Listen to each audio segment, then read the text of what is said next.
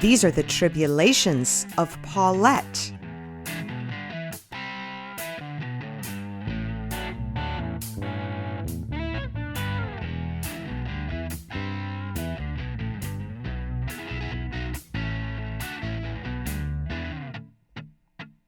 So, my in-laws have finally gone back to the sticks of Colorado, minus one pair of dirty underpants, a hostess present, completely unintended, from my mother-in-law.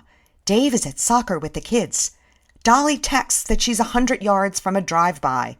As I put on my jacket and open the back door, her rental car charges up the driveway. Her babysitter, Natalie, recently promoted to chauffeur, is behind the wheel. She doesn't look too happy. As she lowers the window, I see why. She's got a new charge. Bunyan is tucked into the front seat. He sports a pair of $200 eye bobs and what looks like a 5-ply cashmere sweater. "Say, I want to thank you for what you did for us the other night," he says. "Her ex-husband," and he jerks his thumb toward the back seat, "got me wasted.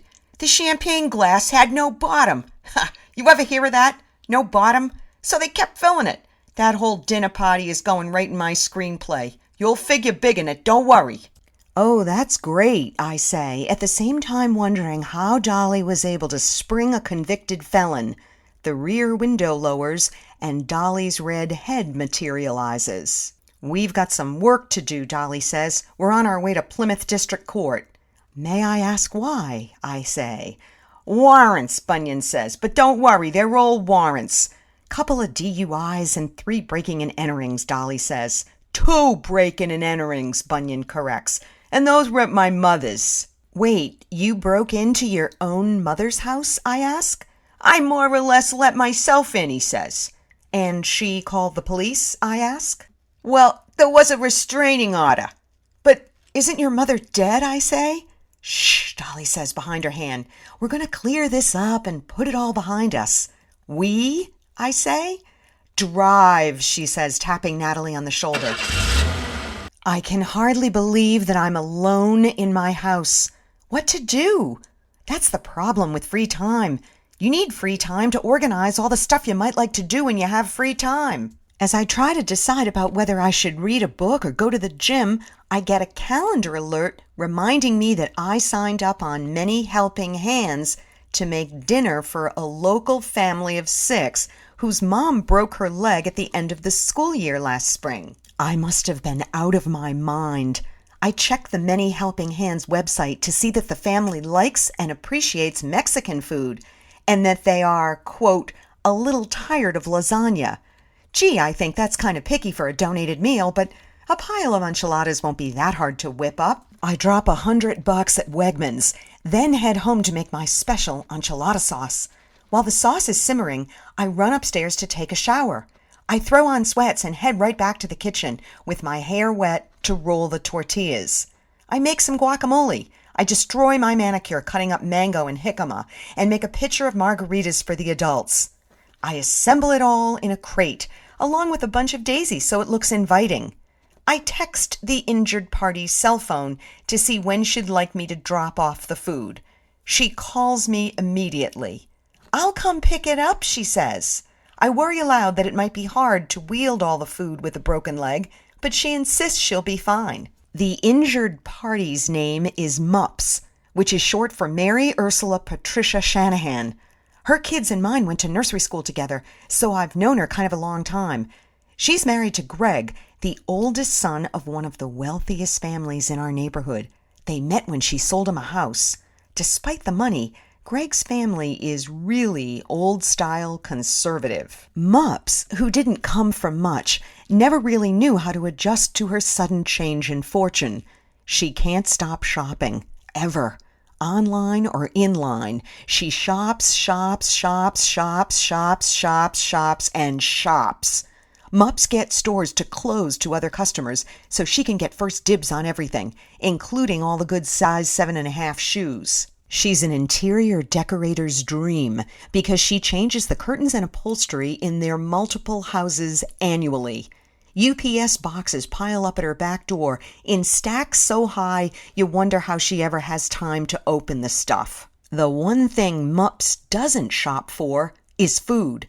Her family eats takeout every night of the week. That well-known fact didn't matter when the Many Helping Hands email was sent to Mups's contacts, announcing that she had slipped on slick pavement in her Jimmy Choos as she was carrying a giant takeout order of mushy chicken from Bernard's.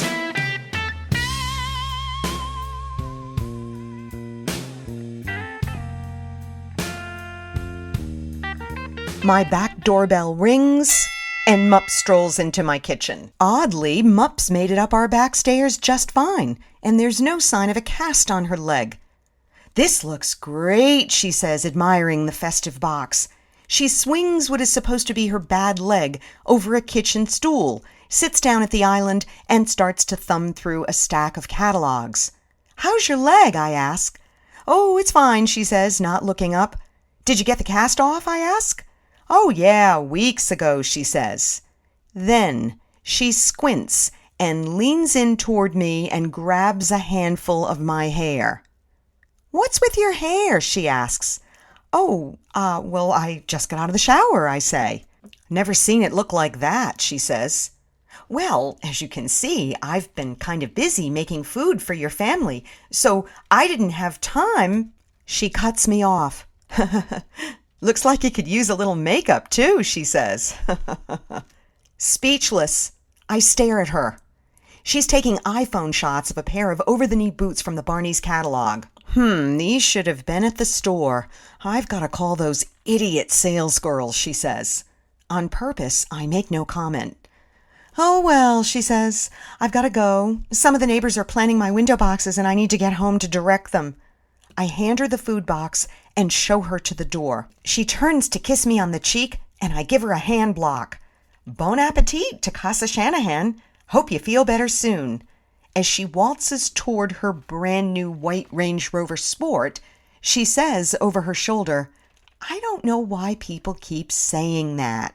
One thing's clear. Many Helping Hands needs one more pair of their own to set up a watch for when someone exceeds the statute of limitations. Although old Mups's abuse of such a nice service doesn't faze me, it does illustrate that life around here has gotten pretty superficial. I've got to do something about that, I say to myself with conviction. Thanks, Mups, you horse's ass, for helping me decide how I'll spend my free time this morning. I'm going to polish up my resume, join LinkedIn, and get myself a job. This is clearly what I've been missing.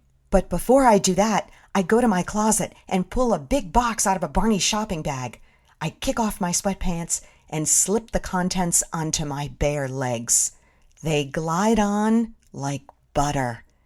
Dave will kill me for spending more money, but he'll be happy when he hears that I'm going to find a job. And you know what? I'm happy about that too.